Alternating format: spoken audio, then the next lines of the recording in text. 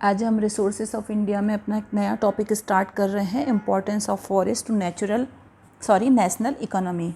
तो national economy में forest किस तरीके से महत्व रखते हैं वो हमें इस टॉपिक में पढ़ना है। So let's start. जो फॉरेस्ट जो है वो लगभग इंडिया का 20.6% फॉरेस्ट एरिया जो है वो टोटल जोग्राफिकल एरिया में से 20.64% फॉरेस्ट से कवर्ड है। और वर्ल्ड में 1.7% of the world area forest है। वर्ल्ड का जो 1.7% एरिया है जो केवल वो भारत के फॉरेस्ट से आता है। और ये जो एवरेज अगर हम देखें पर पर्सन के अकॉर्डिंग तो लगभग 0.11 हेक्टेयर पर पर्सन के एरिया में फॉरेस्ट आता है। और जो वैरायटी है वो अनइवन है, क्योंकि हमारा जो डिस्ट्रीब्यूशन है, जो वैरायटी है वो अनइवन है, कहीं ज़्यादा है कहीं कम है। मेजॉरिटी ऑफ हार्डवुड, हमारा जो हार्डवुड है वो ज़्यादातर पाई जा रही है। और अब हम देखते हैं कि अलग अलग लोगों ने इसकी अलग अलग डेफिनेशंस दिए हैं फॉरेस्ट के लिए। तो देखते हैं, अकॉर्डिंग टू PH चटरवर्क, forest are the national wealth and very necessary for civilization. ये एक राष्ट्रीय संपदा के साथ साथ सिविलाइजेशन के लिए, सभ्यता के लिए भी ज़रूरी है, क्योंकि इनसे न केवल हमें वुड लकड़ी मिल रही है बल्कि वैरायटी ऑफ रॉ मटेरियल, कई तरह का रॉ मटेरियल मिलता है, जैसे कि फॉडर, चारा, जनरेट नेशनल इनकम।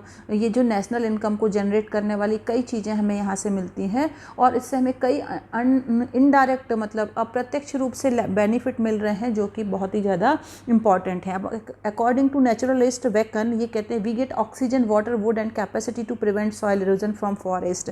इनका कहना है कि हमें ऑक्सीजन, पानी, लकड़ी, इसके अलावा सॉइल इरोजन को रोकने के लिए फॉरेस्ट बहुत काम करते हैं। Plantation is not only economically useful. इनका कहना है कि जो वृक्षारोपण जो है वो केवल आर्थिक रूप से ही लाभकारी नहीं है but also important for clean environment. हम जानते हैं कि जो वन जो है वो इन्वायरमेंट को क्लीन करते हैं। ओके, सो फॉरेस्ट अब हम देखेंगे direct and indirect benefit, direct और इनडायरेक्ट बेनिफिट फ्रॉम फॉरेस्ट। तो पहले हम देख रहे हैं यहाँ पे डायरेक्ट बेनिफिट। डायरेक्ट बेनिफिट में क्या क्या है? फॉरेस्ट प्रोवाइड्स वुड, जंगलों से हमें लकड़ी मिलती है। Would produce in the forest is an important source of fuel.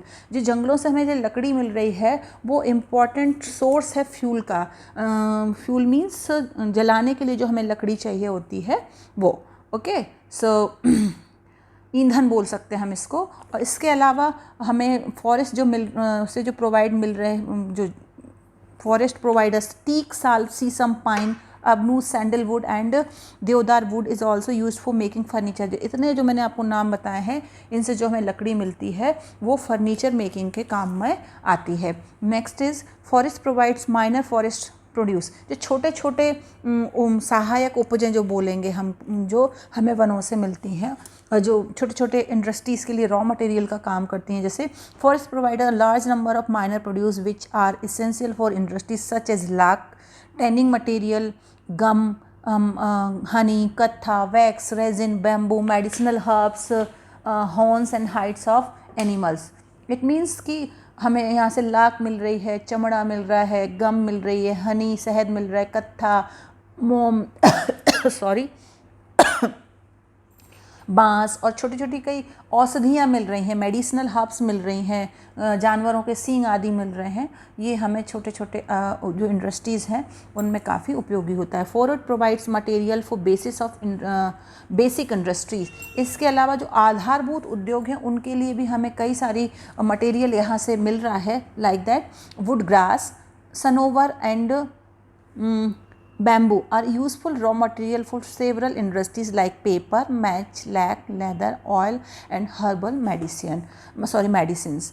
So वनों से जो हमें लकड़ी मिल रही है वो, इसके अलावा घास, सनोवर तथा बांस से कागज़ उद्योग में, और चीड़, स्प्रूस और सफ़ेद सनोवर से जो माचिस उद्योग है, लाख से लाख उद्योग, मोम से मोम उद्योग, महुए की छाल व बबूल से जो गोंद बनाई जाती है, चमड़ा उद्योग, तारपीन और केवड़ा, ऐसे कई सारे तेल, ऑयल बनाए जाते हैं। इसके बाद जो मेडिसिनल हर्ब्स जो हैं उनसे भी कई सारी चीज़ें हमें मिल रही हैं जो छोटे छोटे बेसिक इंडस्ट्रीज के लिए बहुत ज़रूरी होती है। Grazing land for animal, forest provide natural pasture for grazing animal.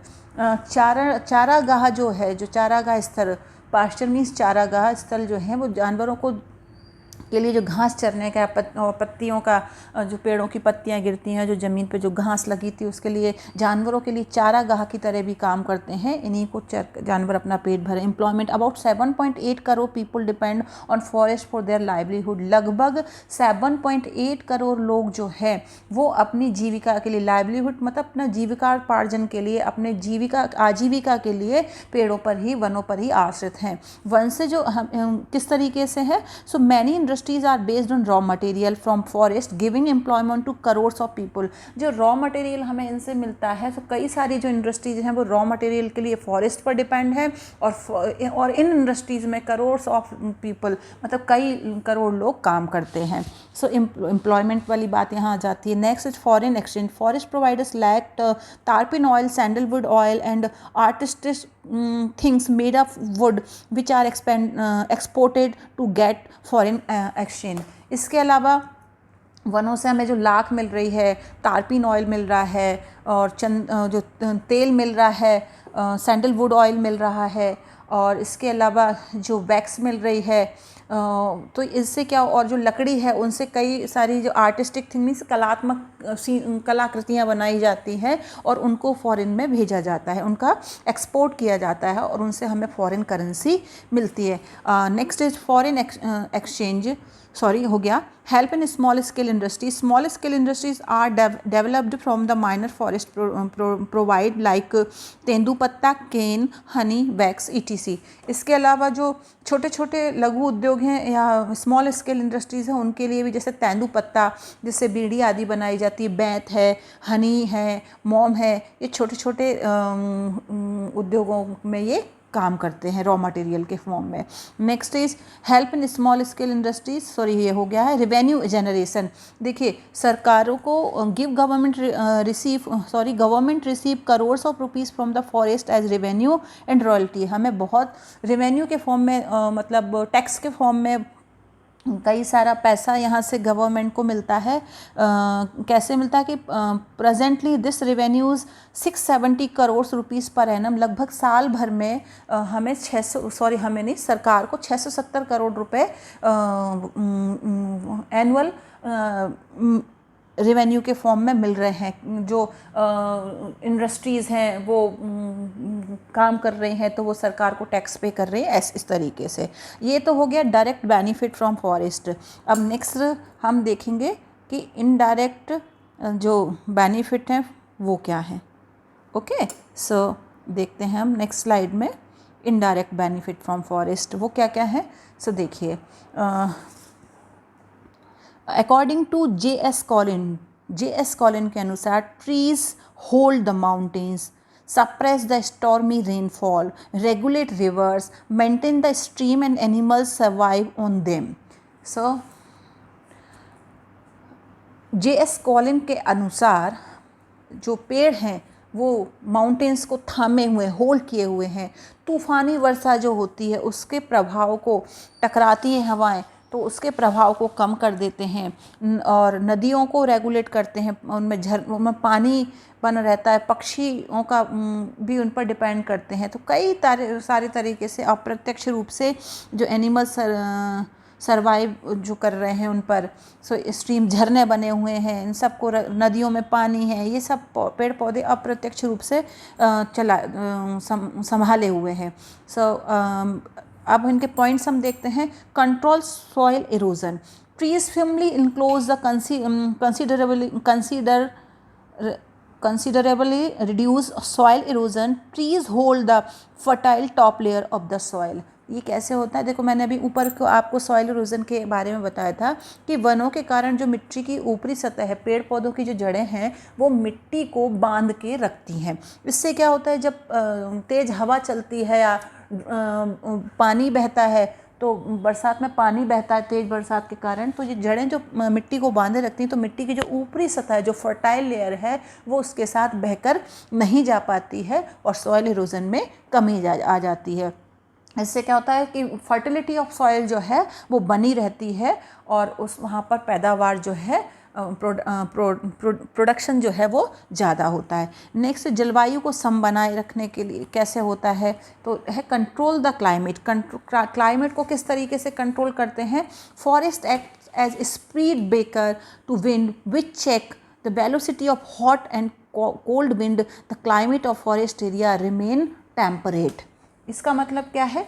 देखिए कि जब हवाएं चलती हैं तो जो फॉरेस्ट हैं वो इनके प्रभाव को, इनके इफ़ेक्ट को क्या कर देते हैं? कम कर देते हैं। और ठंडी और कोल्ड और हॉट विंड्स जो होती हैं उनको बराबर उनका टेम्परेचर मेंटेन कर रखते हैं। और क्लाइमेट, इससे फॉरेस्ट का जो क्लाइमेट जो है वो मेंटेन रहता है, तो इसको टेम्परेट करके रखते हैं। Check floods, speed of water is reduced by the existence of forest, water is absorbed by the trees, the force of water is reduced by the extensive forest cover. अब बाढ़ को, खतरे को कम कर देते हैं। किस तरीके से करते हैं?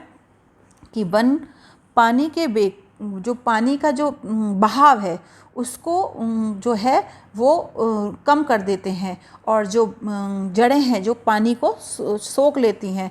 तो और बाढ़ का जो पानी है वन क्षेत्र में जो होता है, जो एरिया है, वहाँ धीरे धीरे नदियों में जा पाता है, क्योंकि उसको बाधाएं, पेड़ों की बाधाओं को सहना पड़ता है। इससे जो तेज़ी से जो बाढ़ आने का खतरा होता है जो वो टल जाता है।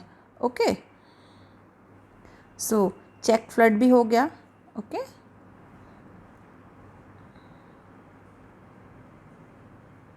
अब control expansion of desert area. अब डेजर्ट एरिया को किस तरीके से कम करते हैं? Sardar Patel said, if expansion of desert are to be controlled and human civilization is to be prevented, then the destruction of forest wealth is to be prevented। Sardar Patel ने कहा था, क्या कहा है?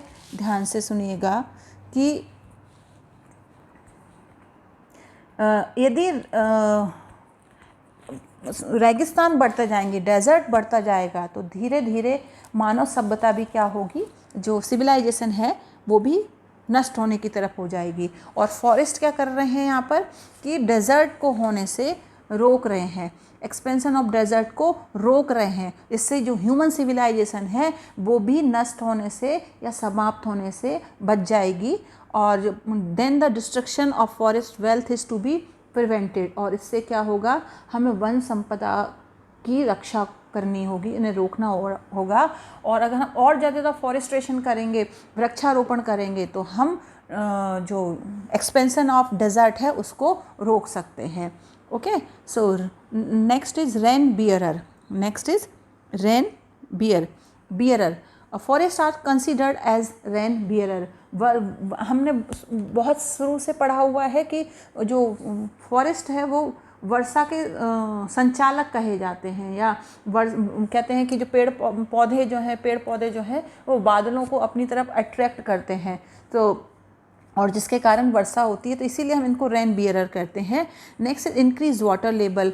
व्हाट इज, देखिए वाटर लेवल को कैसे इंक्रीज़ करते हैं कि पानी का स्तर बढ़ जाता है, क्योंकि जो फॉरेस्ट एरिया जो होता है वहाँ जो पानी की जो जड़ें होती हैं, वो जो पानी की जड़ें नहीं, जो पौधों की जो जड़ें होती हैं वो मिट्टी को बांधे रखती हैं, और ये मिट्टी जो है पानी को अंदर की तरफ सोखती है। तो ज़्यादा से ज़्यादा जो पानी है वो अंदर की तरफ चला जाता है। इससे क्या होता है कि नदियों में भी जल बना रहता है, अंडर वाटर लेवल भी बढ़ता है, कुओं तालाबों में भी पानी रुकता है। इससे जो वाटर लेवल है वो बढ़ जाता है। Increase soil fertility. Leaves of trees fall in the forest area, decompose and make the soil fertile. It means कि जो पेड़ पौधों की जो पत्तियां हैं वो गिरती हैं, और गिरने के बाद वो काफ़ी लंबे समय तक वहाँ पड़ी रहती हैं और डीकम्पोज होती रहती हैं, और ये डीकम्पोज होकर के एक तरीके से खाद का काम करती हैं। इसमें ह्यूमस आ जाता है और एक तरीके से खाद का काम करती हैं, और इससे जो सॉइल है उसकी जो फर्टिलिटी है वो बढ़ जाती है। नेक्स्ट ये हो गया soil fertility. Effect on quality of oxygen. हमें मालूम है कि जो ऑक्सीजन जो है हमें पेड़ पौधों से मिलती है, और जो हम बदले में जो हम कार्बन डाइऑक्साइड रिलीज़ करते हैं वो पेड़ पौधे ले लेते हैं। तो किस तरीके से forest quality for effect on quality of oxygen, forest is helpful in increase quality of oxygen. If the erosion of trees are becoming continued, then there would be a lack of oxygen in environment. It would be difficult to serve of human being due to lack of oxygen. देखिए, one हमें मालूम है, मैंने अभी आपको बताया कि oxygen की मात्रा बढ़ाने में हेल्पफुल होते हैं, और धीरे धीरे अगर इन वनों को हम काटते चले जाएंगे तो जो हमारा एटमॉस्फेयर है, जो इन्वायरमेंट है, उसमें धीरे धीरे ऑक्सीजन की कमी होती जाएगी, और ऑक्सीजन की कमी होने के कारण जो ह्यूमन लाइफ है धीरे धीरे कहीं ना कहीं वो भी प्रभावित होगी, और इससे क्या होगा कि हमारा जीवन जो है वो थोड़ा संकट में पड़ जाएगा। इसलिए हमें फॉरेस्ट्रेशन को, वृक्षारोपण को बढ़ावा देना चाहिए। Next is natural beauty. Forest attract tourist as they increase the natural beauty. एक देखिए, जहाँ भी नेचुरल ब्यूटी मतलब प्राकृतिक सौंदर्य को बढ़ाते हैं, हम देखते हैं कि जहाँ हमें ग्रीनरी दिखती है, जहाँ चारों तरफ पेड़ पौधे दिखते हैं, वो वातावरण हमें स्वतः ही बहुत अच्छा लगने लगता है।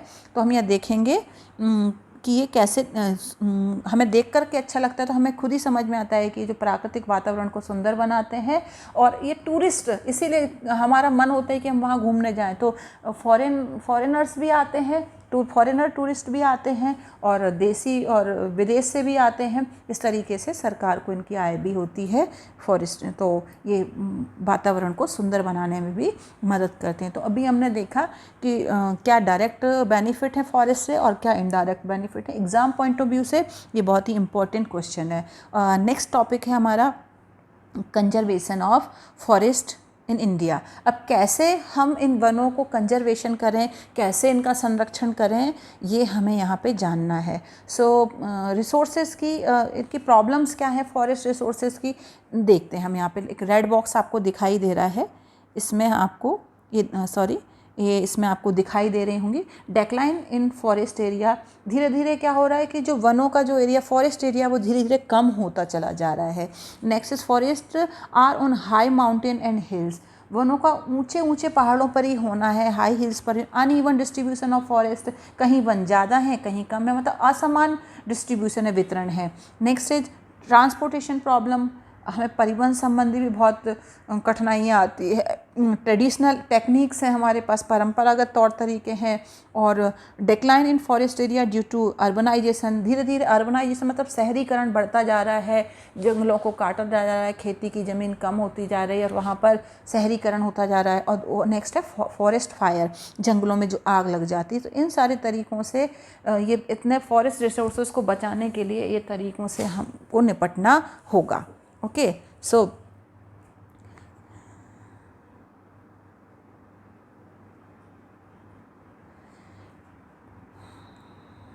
कुछ इसके लिए कुछ फॉरेस्ट पॉलिसी बनाई है और बहुत सारे काम भी किए गए हैं। तो मैं कुछ इम्पॉर्टेंट चीज़ें आपको इसमें बता दूंगी कि भारत में क्या क्या हो रहा है इसके इसमें।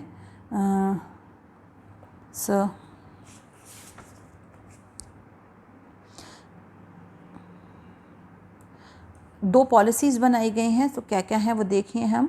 फर्स्ट है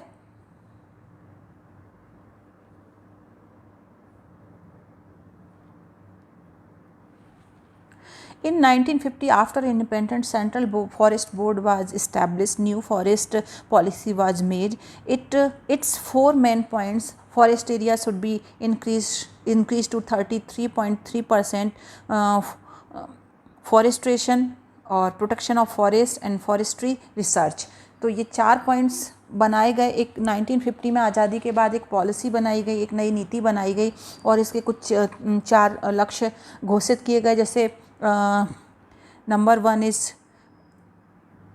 forest area should be increase to 33.3%, मतलब फॉरेस्ट एरिया जो है उसको 33.3% तक बढ़ाकर लाया जाए।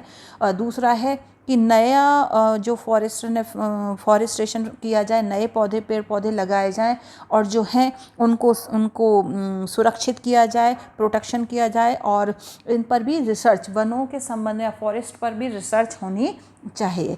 और सेकंड पॉइंट जो है इसका वो है the policy was revised on 7 दिसंबर 1988। जो 1950 में जो पॉलिसी बनी थी उसको अगेन रिवाइज किया गया 88 में।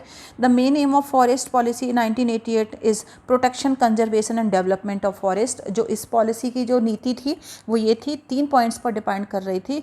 एक था कि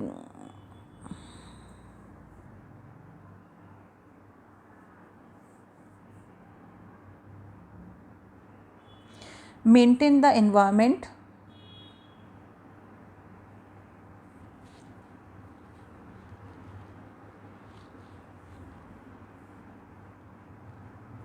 maintenance of environment stability through prevention and restoration of ecological balance. Next, conservation of natural heritage, पर्यावरण में स्थिरता लाना था। जीव जंतुओं और वनस्पतियों जैसी जो हमारे पास नेचुरल हेरिटेज थी, जो प्राकृतिक धरोहर थी, उनको संरक्षित करें और लोगों की जो बुनियादी ज़रूरतें हैं उनको भी पूरा करें। चेक ऑन सॉइल इरोजन, और इसमें जो और नेक्स्ट बातें थी वो थी maintenance of environment and stability through prevention of restoration of ecological balance, conservation of natural heritage, check on soil erosion और denudation in catchment area of river. पहाड़ी और घाटियों में, नदियों में जो जल संरक्षण की जो थी जो व्यवस्था उसको बढ़ाया जाए। चेक द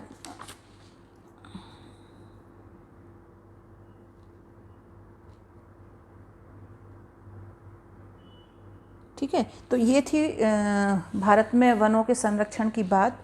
अब हम नेक्स्ट स्लाइड में बात करेंगे wild life and endangered species. ठीक है, सो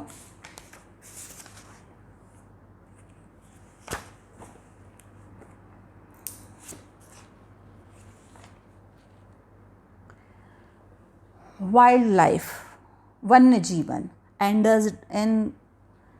एंडेंजर्ड स्पीसीज का मतलब है जो विलुप्त हो रहे हैं, जो खत्म हो रहे हैं, ऐसे प्राणियों के बारे में हम जानेंगे। So next,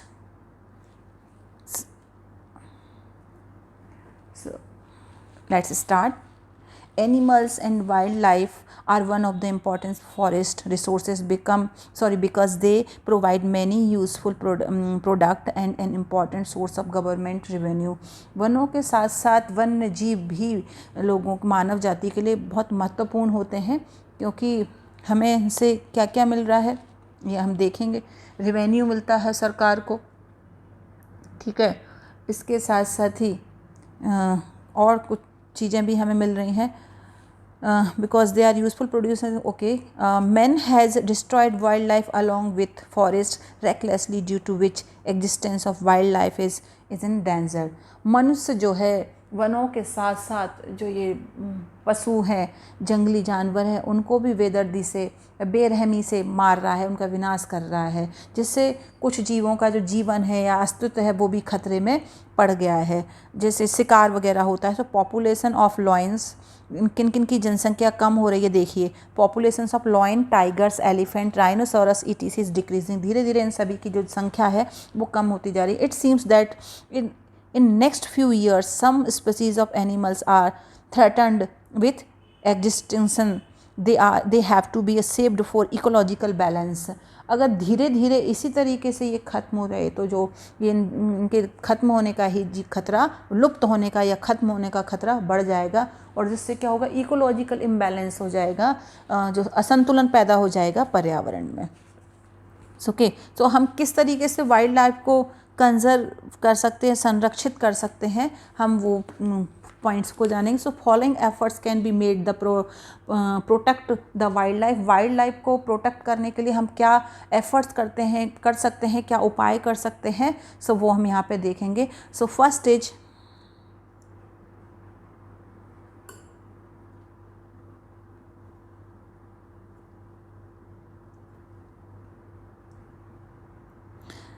safeguarding the national habitat of the wild animals. वन्य जीवों से वाइल्ड एंड नेचुरल हैबिटेट, उनके जो प्राकृतिक आवास हैं उनको हम नुकसान ना पहुंचाएं और ऐसा प्रबंधन करें कि उनके जो प्राकृतिक आवास हैं वो नष्ट ना हो। प्राकृतिक आवास मतलब जंगलों में जहां ये जीव जंतु रहते हैं उन आवास जगहों को नष्ट ना किया जाए। हंटिंग शुड बी रिस्ट्रिक्टेड, शिकार पर पूर्णतः प्रतिबंध लगा दिया जाए, रिस्ट्रिक्ट कर दिया जाए इसको। Establishing biosphere reserve in forest area, और फॉरेस्ट एरिया जो है वहाँ पे बायोस्फीयर रिजर्व बना दिए जाएं। और educating public for environmental protection at level of education, जो हम बच्चों को जो एजुकेशन दे रहे हैं वहाँ पर ही उनको ऐसी एजुकेशन भी दी जाए कि वो इन्वायरमेंट को भी प्रोटेक्ट करें, पर्यावरण की भी हम उन्हें शिक्षा दें और उन्हें जागरूक करें ताकि वो पर्यावरण को लोग नुकसान ना पहुंचाएं। Implementation of wild life management programme, और वन्य जीवों के प्रबंधन के लिए उनके ऐसे मैनेजमेंट प्रोग्राम बनाए जाएँ जहाँ से लागू किए जाएँ ताकि वन्य प्राणी जो है, ये वाइल्ड लाइफ जो है वो नष्ट ना हो। ओके, तो आज की स्लाइड में इतना ही। अब ये टॉपिक और ये वाला चैप्टर आपका ख़त्म हो गया है। अब इसके बाद में या तो नेक्स्ट चैप्टर आपको कंटिन्यू करूँगी या इसके क्वेश्चन आंसर्स करवाऊँगी। So thank you.